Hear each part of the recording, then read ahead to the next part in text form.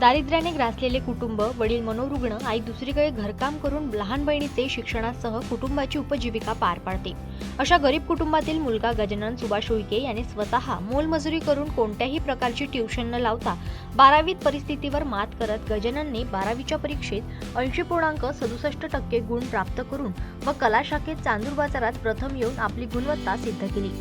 आपल्या भविष्यातील ध्येयाबद्दल विचारणा केली असता इतरांप्रमाणे डॉक्टर, वकील, सीए वगैरे होण्याची इच्छा त्याने व्यक्त न करता सैन्यात भरती होऊन सीमेवर देशाचे संरक्षण करण्याचा संकल्प असल्याचे अभिमानाने सांगितले.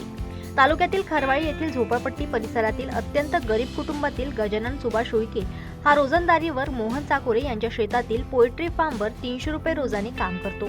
तर आई सरिता गावातील लोकांच्या घरची भांडी धुणी करून परिवाराची उपजीविका चालवते. गजाननचे वडील मनोरुग्ण आहे तर लहान बहीण शिक्षण घेत आहे. गजानन चांदूर बाजार येथील गोसी टोंपे महाविद्यालयात कला शाखेत शिक्षण घेत होता. सकाळी 6 ते 7 चाकोरे यांच्या पोएट्री फार्मवर काम, दुपारी 12 ते 5 महाविद्यालयात शिक्षण, सायंकाळी 6 ते 7 शेतावर काम, रात्री 11 वाजता अभ्यास अशी गजाननची दिनचर्या होती. मंगळवारी 12वीच्या जाहीर झालेल्या निकालात गजाननने 600 पैकी 484 गुण प्राप्त करून 80.67% गुण प्राप्त केले. त्याला शिक्षणशास्त्र विषयात 91 गुण, अर्थशास्त्रात 90 गुण, समाजशास्त्रात 83 गुण, भूगोल 88 गुण, मराठीत 86 गुण, इंग्रजीत 46 गुण प्राप्त केले. या यशात टोंबे महाविद्यालयाचे प्राध्यापक वर्ग यांनी मोलाचे मार्गदर्शन व प्रोत्साहन मिळाल्याचे गजानन सांगतो.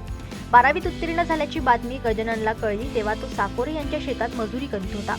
गोसी टोंपे कनिष्ठ महाविद्यालयाचे पर्यवेक्षक प्रणित देशमुख, पत्नी तृप्ती देशमुख, पत्रकार सागर सवळे, सुयोग गोरले यांनी गजानन काम करत असलेल्या साकोरे यांच्या शेतात जाऊन त्यांचे पुष्पगुच्छ व पेळा भरून त्याचे अभिनंदन केले. सुयोग गोरले, जनमत लाईव्ह न्यूज, चांदूर बाजार.